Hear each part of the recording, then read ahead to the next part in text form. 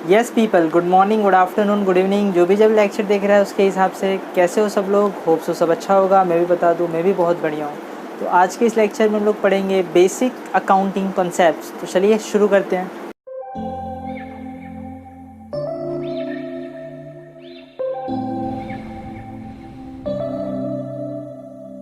September we met, I could tell by your smile. चलो, तो first है going concern concept. पहली बात, आंसर स्टार्ट करने से पहले हम लोग कुछ इसके बारे में सीख लेते हैं, ठीक है। आज जो हम लोग पढ़ने वाले हैं बेसिक अकाउंटिंग कॉन्सेप्ट्स, वो अकाउंटिंग कॉन्सेप्ट्स हैं जिसको आप अकाउंटिंग प्रिंसिपल्स भी बोलते हो, अकाउंटिंग कन्वेंशंस भी बोलते हो, अकाउंटिंग अजम्पशंस भी बोला जाता है, ठीक है। ये वो अकाउंटिंग कॉन्सेप्ट्स है जो हर एक अकाउंटेंट को अपने माइंड में रखना होता है। मतलब जब भी आप अकाउंटिंग करोगे, चाहे आप किसी भी कंपनी की अकाउंटिंग कर रहे हो, तो ये वो अकाउंटिंग प्रिंसिपल से, अकाउंटिंग अजम्पशन से जो एक अकाउंटेंट मान के चलता है। अगर उसने ये अकाउंटिंग कंसेप्ट्स नहीं माना या अकाउंटिंग प्रिंसिपल्स नहीं माने तो अकाउंट्स में यूनिफॉर्मिटी नहीं होगी। मैंने वर्ड यूज़ किया यूनिफॉर्मिटी। सुनो, बेसिक अकाउंटिंग कंसेप्ट्स क्यों बनाए गए? Question arise, sir basic accounting concepts क्यों आया, फिर प्रिंसिपल्स क्यों आए, इसका क्या मीनिंग है? तो ये एक गाइडलाइंस है, या फिर आप कह सकते हो एक नॉर्म्स है, या फिर आप कह सकते हो प्रिंसिपल्स, या फिर एक रूल्स हैं जो हर एक अकाउंटेंट को मानना पड़ता है। अगर ये नहीं मानेंगे तो क्या होगा? तो हर एक बिजनेसमैन फिर अपने अपने हिसाब से अकाउंटिंग बनाने लगेंगे। यानी हर एक बिजनेसमैन फिर अपने अपने हिसाब से बिजनेस के रिकॉर्ड्स को अकाउंट करेंगे। तो इसलिए क्या बनाया गया? बेसिक अकाउंटिंग प्रिंसिपल्स बनाए गए या बेसिक अकाउंटिंग कंसेप्ट्स बनाए गए, जिससे सब जितने भी बिजनेसमैन है सबके अकाउंट्स में क्या हो? यूनिफॉर्मिटी हो। मतलब सबका अकाउंट्स सेम हो। सेम मतलब फिगर सेम होने की बात हो रही है, नहीं, मेथड सेम होने की बात हो रही है, ठीक है। चलो, तो पहला क्या है? Going concern concept. देखो, बहुत ही इंपॉर्टेंट कॉन्सेप्ट है गोइंग कंसर्न कॉन्सेप्ट। आप मुझे बताओ, जब भी कोई एक बिजनेसमैन अपना बिजनेस स्टार्ट करता है, देखो मैं एक और चीज़ आपको बता दूं, टोटल 14 है। बहुत ही आराम से एक एक प्रिंसिपल को, एक एक अजम्पशन को बहुत ही डिटेल में, बहुत ही आराम से पढ़ने वाले हैं। तो घाई करने की कोई ज़रूरत है, कोई ज़रूरी नहीं है कि ये पूरा का पूरा 14 पॉइंट्स एक ही इसी वीडियो में कवर हो जाए। मैं ट्राई कर रहा हूँ कि वीडियो का साइज़ जितना छोटा उतना अच्छा होगा, क्योंकि जितना छोटा वीडियो होगा उतना आपका इंटरेस्ट बना रहेगा वीडियो में। क्योंकि वीडियो अगर लंबा होता है तो फिर आप बोर फील करने लगते हो, ठीक है। तो ये जो 14 पॉइंट्स है, हो सकता है इस वीडियो में कवर हो जाए, हो सकता है हम लोग कुछ पार्ट्स नेक्स्ट वीडियो में कवर करें। कंसर्न कॉन्सेप्ट क्या होता है? गोइंग कंसर्न कॉन्सेप्ट बहुत ही सिंपल। गोइंग कंसर्न कॉन्सेप्ट समझो, जब भी कोई बिजनेसमैन अपना बिजनेस स्टार्ट करता है तो वो क्या सोच के स्टार्ट करता है कि बिज़नेस उसको लॉन्ग टर्म तक चलाना है या फिर कुछ महीने में बंद कर देना है, बहुत टाइम तक चलाना है। तो सेम वे जब हम लोग अकाउंटिंग करते हैं, जब एक अकाउंटेंट जब किसी बिजनेसमैन की अकाउंटिंग करने जाता है तो वो भी अपने माइंड में ये सोच के चलता है कि इनका जो बिज़नेस है, इनका जो कंसर्न है, कंसर्न मतलब वो बिज़नेस एंटिटी, वो बिज़नेस ऑर्गेनाइजेशन, वो कैसा होगा? गोइंग होगा। गोइंग होगा मतलब नियर फ्यूचर में वो बंद होने वाला नहीं है, ऐसा हम लोग मान के चलते हैं। इस कॉन्सेप्ट्स को मानने से क्या फ़र्क पड़ता है और नहीं मानने से क्या फ़र्क पड़ता है वो देखते हैं। चलो, गोइंग कंसर्न कंसेप्ट का एक सिंपल सा एग्जांपल देता हूँ मैं आपको। देखो, समझो हम लोग ने ना एक मशीन खरीदी, एक मशीनरी खरीदी। इस मशीनरी का कॉस्ट है, मान लेते हैं 1 लाख रुपया, और ये मशीन की जो लाइफ है वो है मान लो 10 ईयर्स, ठीक है। हम लोग ने क्या खरीदी? एक मशीन खरीदी। मशीन की लाइफ कितनी है? 10 ईयर्स। अब मुझे आप बताओ, रियलिटी में आपने मशीन जो खरीदी है, आपने मशीन नहीं खरीदी है, आपने उसकी 10 साल की सर्विस खरीदी है, राइट या रॉन्ग? से हम लोग नॉर्मल लाइफ में जब हम लोग एक मोटर बाइक खरीदते हैं, से हम लोग ने एक मोटर बाइक खरीदा 1 लाख रुपए का, और मोटर बाइक की जो लाइफ है वो समझो 20 साल है। तो आपने जब 1 लाख का एक मोटर बाइक परचेज़ किया, इट मीन्स आपने उसकी सर्विस परचेज़ की 20 साल तक, क्योंकि वो 20 साल तक यूज़ में आएगा, फिर 20 साल के बाद स्क्रैप हो जाएगा। वैसे ही जब एक बिजनेसमैन को एक मशीन खरीदता है तो वो जितना भी प्राइस पे कर रहा है वो किसका पे कर रहा है? उसकी सर्विस का। तो उससे 10 साल तक मशीन चलने वाली है, मतलब मशीन की सर्विस अपने कब तक मिलेगी? 10 साल तक, ठीक है। अब समझना, बात कर रहे हैं 2018 और 2019। इस साल हम लोग ने इस मशीन का यूज़ करके 1 लाख रुपए का रेवेन्यू जनरेट किया। 18-19 में हम लोग ने 1 लाख का रेवेन्यू जनरेट किया, क्या यूज़ करके? ये मशीन यूज़ करके। मेरा क्वेश्चन है, क्या इस रेवेन्यू को जनरेट करने में हम लोगों ने मशीन का यूज़ किया? सोचो आराम से। क्या इस रेवेन्यू क्या होता है? हम लोग ने ऑलरेडी डिस्कस कर रखा है अपने प्रीवियस लेक्चर्स में। अगर आपने वो वीडियो नहीं देखा है तो पहले आप वो वीडियो देख लो, फिर आपको ये वीडियो देखना चाहिए, ठीक है। तो हम लोगों ने एक रेवेन्यू जनरेट किया 1 लाख रुपए का, कब? 18-19 में, मशीन का यूज़ करते हुए। मेरा क्वेश्चन है, क्या 1 लाख का रेवेन्यू जनरेट करने में हम लोग ने 1 लाख की मशीन यूज़ की? तो क्या मैं 1 लाख रुपए यहाँ से माइनस कर दूँ? अगर मैंने माइनस कर दिया तो मेरा जो प्रॉफिट होगा ना, वो क्या दिखेगा पता है आपको? मेरा प्रॉफिट ज़ीरो दिखेगा कि 1 लाख का रेवेन्यू जनरेट किया मैंने 1 लाख की मशीन यूज़ करके। क्या मैं 1 लाख पूरा माइनस कर दूँ? आप कहोगे सर ये रॉन्ग है। क्यों रॉन्ग है? देखो, ये जो 1 लाख का मशीन है हम लोग कितने साल यूज़ करने वाले हैं? 10 साल। तो मैं क्या ऐसा बोल सकता हूँ कि इस 10 साल मतलब मैं हर साल ध्यान से सुनना, इस मशीन का 10,000 का यूज़ कर लूँगा। हर साल इस मशीन का मैं 10,000 का यूज़ कर लूँगा, तभी तो मैं 10 साल में पूरे 1 लाख की मशीन की यूज़ कर लूँगा, राइट। मतलब इस साल मैंने मशीन का सिर्फ कितना यूज़ किया? 10,000 का पोर्शन यूज़ किया, मतलब 10,000 वाली सर्विस। तो 1 लाख में से 10,000 का खर्चा निकाल दो तो कितना बचा? 90,000 रुपया। वैसे एक कंपनी में और भी एक्सपेंसेस होते हैं, मैंने सिर्फ एग्जांपल के लिए यहाँ पे मशीन का ही एग्जांपल लिया। कंपनी में और भी एक्सपेंसेस होते हैं, ठीक है। मेरे समझाने का क्या मतलब है, गोइंग कंसर्न कंसेप्ट के चलते ही आपने क्या किया? 1 लाख में से सिर्फ कितना माइनस किया? 10,000 रुपया। क्योंकि जब आप अकाउंटिंग कर रहे हो, ध्यान से सुनना, बहुत ही इंपॉर्टेंट है। गोइंग कंसर्न जब आप अकाउंटिंग कर रहे हो, जब एक अकाउंटेंट अकाउंटिंग करता है बिजनेसमैन की बुक में, जब वो अकाउंटिंग कर रहा है तो वो मान के चलता है कि बिज़नेस बहुत सालों तक चलने वाला है। तो वो इसीलिए उसने क्या किया, 1 लाख का पूरा कॉस्ट इस साल माइनस नहीं किया, उसने सिर्फ इस साल इसी साल का कॉस्ट माइनस किया। बाकी का कॉस्ट हर साल वो क्या करते जाएगा? माइनस करते जाएगा। अच्छा, अगर वो ऐसा मान के नहीं चले, मेरे वर्ड्स पे ध्यान देना, अगर बिजनेसमैन ऐसा मान के नहीं चलता है या फिर अकाउंटेंट जो है वो ऐसा सोच रहा है कि नहीं नियर फ्यूचर में हमारा बिज़नेस बंद हो जाएगा या 3 महीने बाद बिज़नेस बंद हो जाएगा, तो उसका क्या कॉन्सिक्वेंसेज होंगे जानते हो आप? वो पूरा मशीन का कॉस्ट आज ही माइनस कर लेगा, क्योंकि 2-3 महीने में तो बिज़नेस बंद होने वाला है, तो 3 महीने बाद तो आप कॉस्ट रिकवर नहीं कर पाओगे, तो वो क्या करेगा? पूरा का पूरा मशीन अभी माइनस कर लेगा। तो वो राइट होगा या रॉन्ग होगा? अगर सच में 3 महीने में बिज़नेस बंद हो रहा है तो वो पूरा कॉस्ट अगर अभी रिकवर कर रहा है अपने रेवेन्यू में से, तब तो वो सही है। लेकिन क्या ऐसा पता होता है किसी को कि बिज़नेस कितने महीने में बंद होगा? नहीं। और इवन बिजनेसमैन भी यही सोच के अपना बिज़नेस करता है कि उसको बिज़नेस अपने नियर फ्यूचर में बहुत दिनों तक रन करना है, ठीक है। तो सेम वे जब भी आप अकाउंटिंग करोगे तो अकाउंटिंग में आप मान के चलोगे, क्या मान के चलोगे? कि बिज़नेस नियर फ्यूचर में बंद नहीं होने वाला है और ना ही बिज़नेस को बिजनेसमैन की कोई ऐसी इंटेंशन है कि वो बंद करेगा। इसी कॉन्सेप्ट को आप क्या बोलते हो? Going concern concept. क्लियर है गोइंग कंसर्न कॉन्सेप्ट? या फिर मैं एक बार और रिवाइज़ कराऊँ? तो सुनो, गोइंग कंसर्न कॉन्सेप्ट, वर्ड में इसका मीनिंग छुपा हुआ है। कंसर्न का मीनिंग क्या था? Entity, business entity. गोइंग का मतलब क्या है? चलते जाना। तो बिजनेसमैन और अकाउंटेंट, बिजनेसमैन की बात साइड में रखें, अकाउंटेंट की बात करते हैं, क्योंकि हम लोग क्या पढ़ रहे हैं? अकाउंटिंग पढ़ रहे हैं, तो as a accountant point of view पढ़ते हैं। चलो, तो अकाउंटेंट क्या सोचता है जब अकाउंटिंग करता है? तो वो ऐसा सोच के चलता है कि जो वो कंसर्न है वो गोइंग रहेगा, मतलब बंद नहीं होगा, मतलब नियर फ्यूचर में बंद होने वाला नहीं है, और ना ही बिजनेसमैन की कोई ऐसी इंटेंशन है कि वो बिज़नेस बंद करने वाला है। और ऐसा मान के चलते हुए वो अपनी अकाउंटिंग को पूरा करता है। मैंने भी कहा 1 लाख की उसने मशीन खरीदी, उसकी लाइफ कितनी है? 10 साल है। तो वो 10 साल तक, तो 1 साल में आप मशीन कितना यूज़ कर रहे हो? 10,000 रुपया। तो वो सिर्फ इस साल कितना माइनस करेगा अपने रेवेन्यू में से? सिर्फ 10,000 रुपया। सर बाकी का 90,000 वो क्यों नहीं माइनस कर रहा है? क्योंकि उसको तो पता है ना कि बिज़नेस और चलने वाला है, तो एवरी ईयर सिर्फ उसी ईयर का वो एक्सपेंस माइनस करते चलेगा। तो इसमें कोई डाउट है आपको गोइंग कंसर्न कॉन्सेप्ट में? एक एग्जाम्पल मैं और लेता हूँ गोइंग कंसर्न कॉन्सेप्ट समझाने के लिए। हम लोग ने लास्ट लेक्चर में देखा था एसेट्स 2 टाइप के होते हैं, current assets, non current assets. Current assets, non current assets. Current assets का मीनिंग सीखा था वो एसेट जो कंपनी में 1 साल तक रहता है, और नॉन करंट एसेट्स का मीनिंग सीखा था वो एसेट्स जो कंपनी में 1 साल से ज़्यादा रहता है। सीखा था या नहीं सीखा था? राइट। वो किस कॉन्सेप्ट पे बेस्ड है जानते हो आप? गोइंग कंसर्न कॉन्सेप्ट पे ही बेस्ड है, क्योंकि हम लोग ऐसा मान के चलते हैं कि बिज़नेस बहुत सालों तक चलने वाला है, चलते ही जाएगा। तो हम लोग जो एसेट्स है बिज़नेस के पास, जो रिसोर्सेज हैं बिज़नेस के पास, उसको आप क्लासीफाई कर देते हो।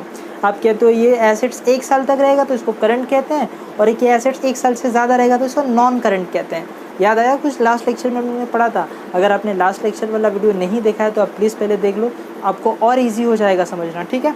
तो करंट और नॉन करंट का जो आप क्लासिफिकेशन करते हो वो भी इसी कॉन्सेप्ट पे बेस्ड होता है, गोइंग कंसर्न कॉन्सेप्ट पे। मान लो अगर ये कंसेप्ट नहीं होता, ये अजम्पशन नहीं होता, हम लोग मान के ही नहीं चलते, वैसे एक अजम्पशन है, मान के चलते हैं कि बिज़नेस चलने वाला है, किसको पता है फ्यूचर में बिज़नेस चलेगा या बंद हो जाएगा, बट आप इसको मान के चलते हो। 1 मिनट के लिए मान लेते हैं कि हम लोग ऐसा मान के चल रहे ही नहीं है, यानी गोइंग कंसर्न है ऐसा माने ही नहीं, अज्यूम ही नहीं करें, तो क्या होगा? तो फिर एसेट्स का कोई क्लासिफिकेशन ही आप नहीं कर पाओगे। ज़रा सोच के देखो, अगर आप ऐसा मानते ही नहीं हो कि बिज़नेस आपका लाइफ लॉन्ग चलने वाला है या बहुत सालों तक बिज़नेस चलेगा, तो आप क्लासिफिकेशन ही नहीं कर पाओगे। आप बिज़नेस को फिर कैसे एसेट्स को क्लासीफाई करोगे कि 1 साल तक चलेगा और 1 साल से ज़्यादा? अगर मैं अपने मान के चलूँ कि मेरा बिज़नेस आने वाले 2-3 महीने में बंद हो जाए, तो फिर काय का करंट और काय का नॉन करंट, आप समझ रहे हो? फिर आप करंट नॉन करंट का तो क्लासिफिकेशन ही नहीं कर पाओगे। तो उसका क्लासिफिकेशन किस पे बेस्ड है? गोइंग कंसर्न कॉन्सेप्ट पे। एक और एग्जांपल, लास्ट लेक्चर में मैंने आपको रेवेन्यू और कैपिटल एक्सपेंडिचर बताया था, याद है? कैपिटल एक्सपेंडिचर, जिस एक्सपेंडिचर का बेनिफिट 1 साल से ज़्यादा आपको मिलता है, और रेवेन्यू एक्सपेंडिचर मतलब वो एक्सपेंडिचर जिसका बेनिफिट 1 साल में ही एग्जॉस्ट हो जाता है। याद आ रहा है कुछ? तो उसका क्लासिफिकेशन भी किस कॉन्सेप्ट या किस अजम्पशन पे बेस्ड है? गोइंग कंसर्न कॉन्सेप्ट है, ठीक है? कोई डाउट? ठीक है। Next, consistency concept. Consistency concept का देखो वर्ड में मीनिंग छुपा हुआ है। कंसिस्टेंट का क्या मीनिंग होता है? कंसिस्टेंट, ये वर्ड आपने सुना होगा, कंसिस्टेंट आपने बहुत बार ये वर्ड सुना होगा। कंसिस्टेंट का मीनिंग होता है जो सेम चलता ही आ रहा है, उसको हम लोग क्या बोलते हैं? कंसिस्टेंट होना, ठीक है। तो यहाँ पे अकाउंट्स में क्या मीनिंग है कंसिस्टेंसी का? तो ध्यान से सुनो, कंसिस्टेंसी कॉन्सेप्ट का मतलब होता है अकाउंट्स में अकाउंटेंट जब अपना अकाउंटिंग करता है तो उसको जो भी अकाउंटिंग प्रैक्टिसेस हैं या जो भी अकाउंटिंग पॉलिसीज़ हैं जो उसने लास्ट ईयर मेंटेन किया था या जो लास्ट ईयर फॉलो किया था, उसको ये एवरी ईयर फॉलो करते जाए। एग्जाम्पल रिपीट करता हूँ, पहले मीनिंग रिपीट कर देता हूँ मैं। कंसिस्टेंसी कॉन्सेप्ट का मीनिंग क्या होता है? मीनिंग क्या है? हम लोग ऐसा मान के चलेंगे, अजम्पशन है। किसका अजम्पशन है? एक अकाउंटिंग प्रिंसिपल है कि बिजनेसमैन जब भी, वैसे तो बिजनेसमैन रिकॉर्ड नहीं मेंटेन करता है, मेंटेन कौन करता है? अकाउंटेंट। तो अकाउंटेंट ने लास्ट ईयर, सपोज़ ये कौन सा ईयर है, मान लेते हैं 18-19, तो 18-19 में एक अकाउंटेंट ने एक पॉलिसी को फॉलो किया था। से पॉलिसी क्या थी? अब मैं कुछ टर्म यूज़ करने वाला हूँ जो शायद आपको नहीं पता होगा, धीरे धीरे हम लोग आगे पढ़े जाएंगे। अभी मैं एक टर्म वर्ड यूज़ करने वाला हूँ, शायद हो सकता है आपको इस टर्म का मतलब नहीं पता हो, कोई टेंशन नहीं, हम लोग धीरे धीरे आगे इसको और डिटेल में पढ़ने वाले हैं। से हमारी कंपनी की अकाउंटिंग पॉलिसी ऐसी है कि हम लोग डेप्रिसिएशन, अब आगे सीखोगे डेप्रिसिएशन का मीनिंग क्या होता है। डेप्रिसिएशन का मीनिंग जब एसेट्स की वैल्यू रिड्यूस हो जाती है। हम लोग धीरे धीरे इस पर पूरा एक चैप्टर पढ़ने वाले हैं, डेप्रिसिएशन क्या होती है, उसकी अकाउंटिंग क्या होती है। अभी मैं एक छोटा सा हिंट दे देता हूँ आपको। डेप्रिसिएशन का मीनिंग होता है जब एसेट्स की वैल्यू डाउन होती है। से अब मेरे पास एक मशीन है या से मेरे पास एक बिल्डिंग है, इस बिल्डिंग को मैंने ख़रीदा था, आज ख़रीदा हुआ है, अब बिल्डिंग नहीं, सपोज ये मान लो एक मशीन है, मशीन को मैंने आज ख़रीदा हुआ है या आज से 5 साल पहले ख़रीदा था 5 लाख में। इस मशीन को मैंने आज से 5 साल पहले ख़रीदा था 5 लाख में। क्या लगता है अगर मैं आज इस मशीन को बेचूं तो 5 लाख मिलेगा मुझे या नहीं मिलेगा? आंसर ऑब्वियसली नहीं मिलेगा। क्यों? क्योंकि 5 साल मैंने यूज़ कर लिया है, 5 साल ये जूना हो चुका है, तो उससे मैं आज बेच रहा हूँ ना, तो इसका मुझे सिर्फ 50,000 मिल रहा है। तो 4.5 लाख रुपये तो इसकी वैल्यू डाउन हो गई ना। उस 4.5 लाख को अकाउंट्स में आप क्या बोलोगे? डेप्रिसिएशन। मतलब इस एसेट्स की जितनी वैल्यू डाउन हो गई उस डाउन वैल्यू को आप क्या बोलते हो? डेप्रिसिएशन, ठीक है। तो अभी मैं आपको एक्सप्लेन कर रहा था कंसिस्टेंसी। तो डेप्रिसिएशन को रिकॉर्ड करने के मेथड्स होते हैं। डेप्रिसिएशन के बेसिकली 2 मेथड होते हैं, WDV मेथड और SLM मेथड। सपोज़ ये दोनों ही हम लोग बहुत डिटेल में आगे नेक्स्ट चैप्टर्स में पढ़ने वाले हैं। आगे उस चैप्टर आने वाला है जिसमें हम लोग डेप्रिसिएशन का मीनिंग क्या होता है, उसकी अकाउंटिंग कैसे की जाती है, कितने मेथड्स होते हैं, सब सीखने वाले हैं। अभी मैं आपको सिर्फ एक हिंट दे रहा हूँ। तो सपोज़ मैं इसकी जो डेप्रिसिएशन है ना अपने अकाउंट में, इस मशीन की जो डेप्रिसिएशन है वो WDV मेथड से कर रहा हूँ। कंपनी किसी भी मेथड से कर सकती है, WDV SLM उसके ऊपर है, कंपनी के ऊपर है, मैं WDV मेथड से कर रहा हूँ। तो इस साल मैंने कंपनी की जो मशीन की अकाउंटिंग है वो WDV मेथड से किया, मतलब इस पर जो डेप्रिसिएशन मैंने चार्ज किया है वो रिटर्न डाउन वैल्यू मेथड से मैंने चार्ज किया है। तो नेक्स्ट ईयर भी जब मैं इस पर डेप्रिसिएशन चार्ज करूँगा तो WDV मेथड से ही चार्ज करूँ, ऐसा माना जाता है। किस प्रिंसिपल में? कंसिस्टेंसी प्रिंसिपल में या कंसिस्टेंसी अजम्पशन में। यानी अगर मैंने नेक्स्ट ईयर SLM यूज़ कर लिया, फिर उसके नेक्स्ट ईयर WDV, अगर ऐसे करते गया तो बिज़नेस का जो फाइनेंशियल स्टेटमेंट है वो रॉन्ग व्यू देगा, मतलब राइट प्रॉफिट नहीं मिलेगा। क्यों नहीं राइट प्रॉफिट मिलेगा? क्योंकि आप एक साल एक पॉलिसी अपनाते हो, दूसरे साल आप चेंज कर देते हो। क्योंकि अगर आप मेथड्स को ऐसे चेंज करते रहोगे तो कंपनी के जो यूज़र्स हैं, कंपनी के नहीं बेसिकली फाइनेंशियल स्टेटमेंट को जो यूज़र्स हैं वो कंफ्यूज हो जाएंगे। उनको पता ही नहीं चलेगा कंपनी कब WDV मेथड यूज़ करती है, कब SLM यूज़ करती है, और उस मेथड के चेंज होने से कंपनी के प्रॉफिट पे असर आएगा। प्रॉफिट पे असर आता ही है, ठीक है। तो कंसिस्टेंसी कॉन्सेप्ट में हम लोग ने क्या सीखा? कंसिस्टेंसी कॉन्सेप्ट का मतलब होता है कंपनी जो भी अकाउंटिंग पॉलिसीज़ यूज़ करते आ रही है, जो भी जिस बेसिस पे अपनी अकाउंटिंग डन करती है, उसी बेसिस को, उसी मेथड्स को कंपनी आगे भी यूज़ करते जाएगी। हाँ, क्या कंपनी अपने अकाउंटिंग पॉलिसीज़ को चेंज कर सकती है? बिल्कुल कर सकती है, लेकिन उसके 3 कंडीशन होते हैं। पहला कंडीशन, अगर लॉ में उसकी ज़रूरत आए, मतलब एज़ पर लॉ अगर उस कंपनी को चेंज करना पड़ रहा है तो कंपनी को करना चाहिए। सेकंड, अगर कंपनी अकाउंटिंग स्टैंडर्ड्स अगर फॉलो हो रही है कंपनी के ऊपर, अगर अकाउंटिंग स्टैंडर्ड्स मानते हैं तो अकाउंटिंग स्टैंडर्ड्स अगर रिक्वायर्ड है, मतलब अकाउंटिंग स्टैंडर्ड के हिसाब से अगर आपको अपने मेथड को चेंज करना है तो फिर आपको चेंज करना पड़ेगा। और तीसरा, for better presentation of financial statement, मतलब फाइनेंशियल स्टेटमेंट में आप बेटर तरीके से उसको प्रेजेंट कर पाओ, इसलिए भी अगर आपको मेथड को चेंज करना है तो आप चेंज कर सकते हो, आप रिस्ट्रिक्टेड नहीं है। लेकिन अगर ये तीनों ही पॉइंट नहीं है, ना लॉ रिक्वायर्ड कर रहा है, ना AS रिक्वायर्ड कर रहा है, ना ही बेटर प्रेजेंटेशन की उसके लिए ज़रूरत है, आप ऐसे टाइम पास के लिए बदलते जा रहे हो तो आप नहीं बदल सकते, फिर तो आपको रिस्ट्रिक्शन है। डन, ठीक है। तो हम लोग ने 2 पढ़ लिया, एक पढ़ लिया गोइंग कंसर्न कंसेप्ट, एक पढ़ लिया कंसिस्टेंसी। तीसरा है एक्यूरल कॉन्सेप्ट। देखो, एक्यूरल कॉन्सेप्ट वो कॉन्सेप्ट है जो आप, अगर आप 11th में अभी इस साल आए हो तब तो आपके लिए नई चीज़ है, लेकिन अगर जो स्टूडेंट्स ऑलरेडी 11th और 12th पढ़ चुके हैं, आप डिग्री में गए हो और वो लेक्चर देख रहे हैं, तो ये आप हमेशा यूज़ करते हो लेकिन आपको पता ही नहीं होता है आपने एक्यूरल कॉन्सेप्ट यूज़ कर लिया। मैंने कहा आप ये हमेशा ये कॉन्सेप्ट यूज़ कर लेते हो बट आपको पता ही नहीं होता है कि आपने एक्यूरल कॉन्सेप्ट यूज़ कर लिया। तो ध्यान से सुनना। देखो, एक्यूरल कॉन्सेप्ट का क्या मतलब होता है कि कोई भी ट्रांजेक्शन, ध्यान से सुनना, कोई भी ट्रांजेक्शन्स आपको रिकॉर्ड करना है, कोई भी ट्रांजेक्शन आपको रिकॉर्ड करना है जब ट्रांजेक्शन हो। आप बोलोगे सर तभी रिकॉर्ड होता है, ट्रांजेक्शन होगा तभी रिकॉर्ड करना है, उसमें नई बात क्या है? तो सुनना, मैं एक एग्जांपल लेता हूँ।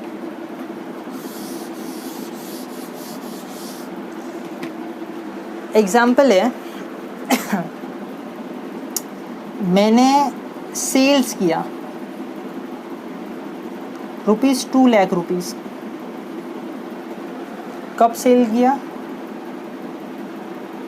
10th मार्च 2018 में। लेकिन इस सेल का जो पेमेंट है, पेमेंट रिसीव्ड ₹2 लाख, वो कब आया पता है? 15 अप्रैल 2018 को, ठीक है। ध्यान से सुनना, हम लोग ने माल कब बेचा? 10th मार्च को। उस सामान का पैसा रिसीव्ड कब हुआ? 15 अप्रैल को। तो मेरा क्वेश्चन है आपसे, सिंपल क्वेश्चन, मैं सेल्स को, देखो हम लोग ने ना लास्ट लेक्चर में सीखा था कि फाइनेंशियल ईयर क्या होता है, याद है कि नहीं? फाइनेंशियल ईयर क्या होता है? तो देखो, फाइनेंशियल ईयर जनरली 1 अप्रैल से लेके 31 मार्च तक होता है। मतलब अगर 1 अप्रैल 2017 से स्टार्ट हो रहा है तो 31 मार्च 18 पे ख़त्म होगा। अगर यहाँ 16 से स्टार्ट हो रहा है तो 17 पे ख़त्म होगा, हाँ या ना? ठीक है। तो बेसिकली ये 1 साल होता है, इसको हम लोग पढ़ने वाले हैं। अभी देखो यहाँ पे अकाउंटिंग पीरियड कॉन्सेप्ट आ रहा है तो इसको और डिटेल में हम लोग पढ़ने वाले हैं, ठीक है। तो उससे हम लोगों ने 10th मार्च 2018 में हम लोग ने क्या किया? माल बेचा। तो ये कौन सा अकाउंटिंग ईयर आ रहा है यहाँ पे? 17-18। यहाँ पे कौन सा अकाउंटिंग ईयर आ रहा है? 17-18। और यहाँ पे ये कौन सा अकाउंटिंग ईयर आ रहा है? 18-19। क्यों? क्योंकि ये तो अप्रैल 18 हो गया, तो अगर ये अप्रैल से मार्च 19 तक जाएगा तो ये 18-19 हो गया, ठीक है। अब ध्यान से सुनना, 2 लाख का मैंने माल बेचा 17-18 में, पैसा आया 18-19 में। तो मेरा क्वेश्चन है मैं इसको रिकॉर्ड कब करूँ? 17-18 में या फिर 18-19 में? क्वेश्चन समझा आपको? माल कब बेचा मैंने? 17-18 में। पेमेंट कब आया? 18-19 में। तो मेरा क्वेश्चन सिंपल सा है कि मैं इसको रिकॉर्ड कब करूँ, 17-18 में या 18-19 में? सोचो, आप में से किसी का आंसर हो सकता है कि सर आप रिकॉर्ड करो 17-18 में क्योंकि माल बेचा 17-18 में, और कुछ लोग कह सकते हो सर आप रिकॉर्ड करो 18-19 में क्योंकि पेमेंट तो कब आया? 18-19 में। तो ध्यान से सुनना, एक्यूरल कॉन्सेप्ट कहता है कि आप ट्रांजेक्शन को तब रिकॉर्ड करोगे जब वो हुआ है, जब वो टेक प्लेस हो रहा है। टेक प्लेस वर्ड आप समझते हो, जब वो हैपन हो रहा है। तो ट्रांजेक्शन हुआ कब? 10 मार्च को। तो आपको रिकॉर्ड कब करना चाहिए ट्रांजेक्शन्स को? 10 मार्च को, ना कि जब उसका आपका सेटलमेंट हो। सेटलमेंट मतलब पेमेंट आप रिसीव्ड कर लो और अगर आपने ख़रीदा होता तो पेड किया होता। ठीक है, क्लियर है एक्यूरल कॉन्सेप्ट? तो क्या होता है एक्यूरल कॉन्सेप्ट का मतलब? आप ट्रांजेक्शन्स को तब रिकॉर्ड करोगे, सुनो ध्यान से, आप ट्रांजेक्शन्स को तब रिकॉर्ड करोगे जब ट्रांजेक्शन्स हैपन होंगे। हैपन होंगे मतलब टेक्स प्लेस होंगे, ना कि जब उसका पेमेंट सेटलमेंट हो। डन? तो इस कॉन्सेप्ट को हम लोग क्या बोलते हैं? Accrual concept. तो हम लोग ने कितनी चीज़ें पढ़ ली? 3 चीज़ें। क्या क्या पढ़ लिया? गोइंग कंसर्न पढ़ लिया, कंसिस्टेंसी पढ़ ली, एक्यूरल कॉन्सेप्ट पढ़ लिया। ठीक है, अब ये इन तीनों चीज़ों को ही हम लोग बोलते हैं अजम्पशंस। इन तीनों चीज़ों को हम क्या बोलते हैं? Assumption, rather accounting assumptions. अभी मैंने ऊपर कहा आपसे बेसिक अकाउंटिंग कंसेप्ट, इन्हीं चीज़ को हम लोग प्रिंसिपल्स भी कहते हैं, कन्वेंशंस भी कहते हैं, अजम्पशंस भी कहते हैं। तो बेसिकली जो अजम्पशन आप अगर कभी भी लाइफ में सुनोगे अकाउंटिंग अजम्पशंस, तो यही 3 चीज़ें होती हैं, गोइंग कंसर्न, कंसिस्टेंसी और एक्यूरल। इन 3 चीज़ के बेस पे ही पूरी अकाउंटिंग का जो बेस है वो टिका हुआ है। तो क्या क्या है? पहला गोइंग कंसर्न, सेकंड क्या है? कंसिस्टेंसी, और थर्ड क्या है? Accrual concept. क्विक रिवीजन कर लें। गोइंग कंसर्न कॉन्सेप्ट में क्या था? बिजनेस चलता ही रहेगा, बिजनेस बंद नहीं होगा ऐसा मान के चलते हैं और उसके अकॉर्डिंग अकाउंटिंग करते हैं। सेकंड, कंसिस्टेंसी कॉन्सेप्ट में जो accounting policies last year follow किया था, वो सेम हम लोग नेक्स्ट आने वाले ईयर्स में भी करते रहेंगे जब तक कि वो 3 कंडीशंस ना आ जाए। कौन सी 3 कंडीशंस? लॉ वाली, अकाउंटिंग स्टैंडर्ड वाली, या फिर बेटर प्रेजेंटेशन। अगर लॉ कहता है कि चेंज करो, एज़ पर लॉ की रिक्वायरमेंट है कि चेंज करना है तो करना पड़ेगा।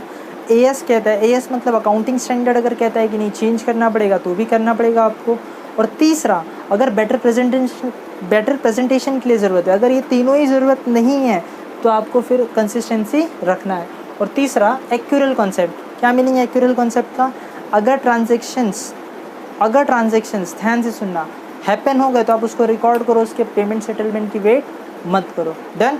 ठीक है, तो बाकी की जितनी चीज़ें हैं बिजनेस एंटिटी से लेके ऑब्जेक्टिविटी कॉन्सेप्ट तक, ये हम लोग धीरे धीरे अगले लेक्चर में कवर करेंगे क्योंकि वीडियो का साइज़ अगर छोटा होगा तो आपका भी इंटरेस्ट बना रहेगा। ठीक है, आज के लेक्चर में बस इतना ही, मिलते हैं नेक्स्ट